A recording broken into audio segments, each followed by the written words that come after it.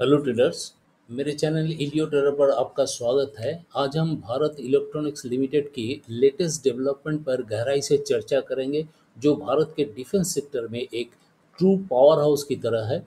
Major orders, बहुत सारे orders, record breaking performance और बीईएल की बढ़ती ग्लोबल प्रेजेंस के बारे में रोमांचक खबरें पाने के लिए तैयार हो जाएं और चलिए शुरू करते हैं। बीएल पूरे जोड़ों पर है। उनके हाल ही में कुछ बड़े ऑर्डर हासिल किए हैं जो इंडिया के डिफेंस क्षेत्र में उनकी पोजीशन को और मजबूत करती है। सबसे पहले भारतीय वायुसेना के Mi-17 V5 हेलीकॉप्टरों के इलेक्ट्रॉनिक वेयरफेयर सूट के लिए मिनिस्ट्री ऑफ डिफेंस से 2210 करोड़ की एक बहुत बड़ा ऑर्डर मिला है, जो इंडियन एयरफोर्स की क्षमताओं को काफ़ी बढ़ावा देगा। और यही अंत नहीं है, बीईएल ने आकाश मिसाइल सिस्टम के मेंटेनेंस के लिए भारतीय वायुसेना से 593.22 करोड़ का एक कॉन्ट्रैक्ट भी हासिल किया है। इसके अलावा वेरियस अदर सिस्टम्स के लिए 843 करोड़ के अतिरिक्त ऑर्डर भी हासिल किया है। ये मजबूत ऑर्डर बुक बीईएल की cutting edge technology and reliability का प्रमाण देता है। लेकिन ये सिर्फ नए ऑर्डर के बारे में नहीं है। भारत इलेक्ट्रॉनिक्स लिमिटेड पिछले फाइनेंशियल ईयर में लगभग 23,000 करोड़ का एक प्रोफेशनल एंड अनऑडिटेड टर्नओवर हासिल किया है। ये प्रीवियस ईयर की तुलना में शानदार 16% की जंप है और उसका एक्सपोर्ट परफॉर्मेंस भी इम्प्रेसिव है, जो लगभग 106 मिलियन यूएस डॉलर तक पहुंच गया है। दिस शोज कि बीएल न केवल भारत की डिफेंस नीड्स को पूरा कर रहा है, बल्कि ग्लोबल मार्केट में भी अपना छाप छोड़ रहा है। With these new orders, BEL की कुल ऑर्डर बुक अब लगभग 71,650 करोड़ का है, जिसमें महत्वपूर्ण एक्सपोर्ट ऑर्डर्स भी शामिल है। स्पीकिंग अबाउट बीईएल्स कोलैबोरेशन, तो बीईएल ने इजराइल एरोस्पेस इंडस्ट्रीज के साथ एक स्ट्रेटेजिक जॉइंट वेंचर भी बनाया है, जिसका नाम BEL IAI arrow system private limited है। ये पार्टनरशिप संभवतः और भी अधिक उन्नत और कटिंग एज डिफेंस टेक्नोलॉजी का विकास करने में सहायक होगा। अब शेयर बाजार के बारे में बात करते हैं। भारत इलेक्ट्रॉनिक्स लिमिटेड की स्टॉक ने हाल ही में इन ऑर्डर घोषणाओं और ओवरऑल मार्केट कंडीशन से प्रभावित होकर कुछ दिलचस्प गतिविधियां दिखा दी है। कुछ वोलेटिलिटी के बावजूद कई एनालिस्ट बीएल की भविष्य की संभावनाओं के बारे में आशावादी है, इसे बाई रेटिंग दे दी है। बेशक याद रखें कि मैं सिर्फ जानकारी साझा कर रहा हूं और ये इन्वेस्टमेंट एडवाइस नहीं है। ट्रेडिंग और इन्वेस्टमेंट करने से पहले हमेशा अपना रिसर्च कर ले। भारत इलेक्ट्रॉनिक्स लिमिटेड भारत की रक्षा क्षमताओं को मजबूत करने और इसकी इकोनॉमिक ग्रोथ में महत्वपूर्ण भूमिका निभा रहा है।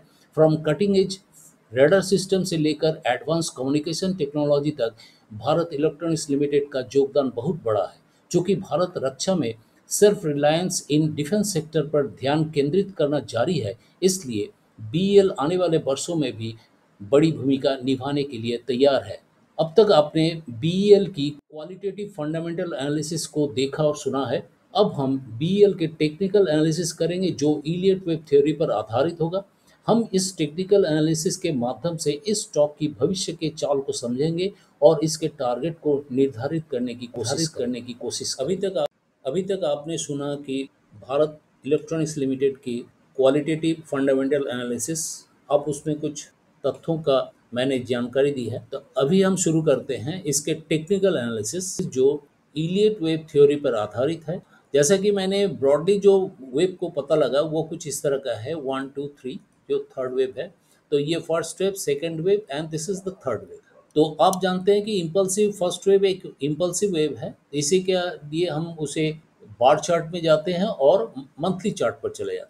फर्स्ट वेव इम्पल्सिव वेव है, तो इसके अंदर 5 सबवेव्स होना जरूरी है, तो वो रहा 5 सबवेव्स इस तरह। अब आते हैं रेड थर्ड वेव पर। रेड थर्ड वेव को भी आपको थर्ड वेव कंसिडर करने के लिए उसके अंदर का 5 सबवेव्स होना आवश्यक है। तो वो 5 वेव्स कुछ इस तरह का है, ब्लू 5 वेव्स। तो मैं अभी इसे वीकली चार्ट पे जाता हूँ, तो आपको कुछ अच्छी तरह से दिखाई देगा। फिर वही एक ही बात है, इसके अंदर में जो ब्लू फर्स्ट वेव है वो भी एक इम्पल्सिव वेव है, तो इसके अंदर भी 5 वेव्स होना आवश्यक है। तो वो कुछ इस तरह से मैंने कहा। अब देखिए, जो फोर्थ वेव है, ये फोर्थ वेव 3 वेव से बना है। ये करेक्टिव वेव है, तो 3 वेव से बनेगा, तो उसके अंदर ये 3 वेव्स रहा। अब थ्री वेव्स रहने के बाद अब जो आता पोर्शन वो रहा, ये पोर्शन में ये क्या बन रहा है, ये तो अगर फोर्थ वेव बन गया होगा तो ये फिफ्थ वेव बन रहा है। फिफ्थ वेव बनेगा तो मेरा स्टॉक क्या रहेगा, वो बुलिश है, तो बुलिश दिखाई देगा, वो कुछ इस तरह से बुलिश होगा। तो अगर बुलिश है तो मैंने तो इसे डायरेक्शन मिल गया और एनालिसिस हो गया कि ये बुलिश हो रहा, बुलिश है भी और जा रहा भी। तो अब हम क्या करते हैं कि इस तरह के डिसीजन लेने से पहले यहाँ से क्या पता चल रहा है, ये बुलिश है, बाकी हमारा एंट्री पॉइंट क्या बनेगा, एग्जिट पॉइंट क्या बनेगा, टारगेट क्या बनेगा, ये जानना जरूरी है। तो इसे जानने के लिए सबसे पहले मैं इसे डे चार्ट में जाता हूँ। डे चार्ट में जाने के बाद इस इम्पल्सिव वेव का ये फिफ्थ वेव जो बन रहा है, बना अभी बनने की कगार पर है, अभी तैयार होने जा रहा है, तो इसके अंदर का सबवेव्स को खोज के निकालना है। वो सबवेव्स मैंने कुछ इस तरह से निकाला, योलो से दिखा। दैट मीन्स ये जो स्टॉक है ये first second third fourth fifth, that means YOLO third wave अभी तक बना नहीं है, बनेगा। तो बनने के लिए मेरे जो इसका नेक्स्ट मूव क्या होगा, वो मूव मैं कुछ इस तरह से दिखाया, क्योंकि वो स्टॉक थोड़ा सा नीचे आने वाला है। फिर थर्ड वेव बनेगा, yellow third wave, yellow fourth wave, then इसका मूव होगा अपसाइड। ये येलो थर्ड वेव के अंदर भी सब वेव्स है, वो किस तरह का है, कुछ इस तरह। ये फर्स्ट वेव का सब वेव्स हो गया और ये येलो थर्ड वेव का सब वेव्स। दैट मीन्स येलो का ये जो, अगर हम आवरली चार्ट में जाते हैं तो आपको पता चलेगा, इसे अगर हटा देते हैं, हटा देने से आपको जो नेक्स्ट मूव होने वाला है वो होगा क्या, ये नीचे आएगा, फिर जाके ये फिफ्थ ग्रीन फिफ्थ वेव बनेगा। तब ग्रीन फिफ्थ वेव बनने से ये येलो थर्ड वेव तैयार हो जाएगा। तो इसे हम अभी नेक्स्ट इसका टारगेट क्या होगा, मुझे जो टारगेट दिखाई देता है वो टारगेट जो निकला है वो कुछ इस तरह का है, 543 का टारगेट है, वो करीब यहाँ से 22% का एक मूव है। अगर हम इसे इस चार्ट में आते हैं, अगर येलो में देखेंगे, येलो फोर्थ वेव से अगर काउंट करेंगे तो इसका परसेंटेज कुछ और ज़्यादा होगा, क्योंकि ये नीचे और नीचे आएगा तब जगह मूव करे। तो कन्फ्यूजन कहाँ पर होता है, अगर हम इसे ट्रेंड लाइन से जोड़ देते हैं तो देखिए ये ट्रेंड लाइन में ये नीचे आने वाला है, नीचे आके ट्रेंड लाइन ब्रेक करेंगे, आप सोचेंगे कि ये शायद नीचे जाने वाला, बाकी ये नहीं होगा, ये फिर ऊपर जाएगा। इसीलिए इस ट्रेंड लाइन को ब्रेक करने से ही आप मार्केट से निकल जाएंगे, तो ये राइट डिसीजन नहीं होगा। इसीलिए आपको थोड़ा वेट करना है, क्योंकि अल्टीमेटली ये मूव करेगा आपसे। इसका सपोर्ट, इसका जो आप अगर निकलना चाहते हैं तो मैंने एक दूसरा ट्रेंड लाइन सोच तैयार करके रखा है, वो कुछ इस लेवल पे आने के बाद ही आप निकलिए, करीब करीब 17% डाउन है। अगर इससे नीचे चला जाएगा, देखिए 16% का तरह नीचे है, अब इसके नीचे अगर जाएगा तो आपको मार्केट से निकल जाना ठीक रहेगा। ये रहता है, ये इलियट वेब एनालिसिस के ऊपर जो मुझे दिखाई दिया वो आपको बताया। अब तक का जो एनालिसिस हुआ उसका अगर समराइज किया जाए तो इसके ऑर्डर बुक से लगता है ये इसका फ्यूचर बहुत अच्छा है इस स्टॉक का। और टेक्निकल एनालिसिस के सहारे मुझे जो मिला वो कुछ इस तरह का है, ये भी बुलिश दिखा रहा है।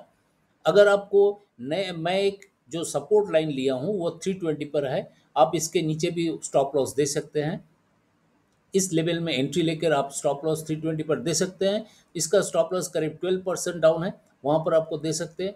और जो मूव अगर हम करंट लेवल से अगर लेते हैं, जो करंट प्राइस लेवल है वहाँ से अगर लेते हैं तो करीब इसका 22% का मूव है।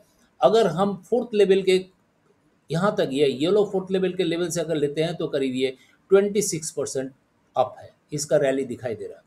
तो आप इस तरह के एनालिसिस अगर आपको अच्छा लगता है तो इसे लाइक कीजिए, शेयर कीजिए और सब्सक्राइब कीजिए। अगर इसमें से कुछ जानने की ज़रूरत है, आपको जानने की इच्छा है, तो आप ज़रूर इसे कमेंट में बताइए, मैं उसका जवाब दूंगा। तो आज का एनालिसिस यहीं तक, मेरे नेक्स्ट वीडियो के लिए इंतज़ार कीजिए। तब तक के लिए थैंक यू।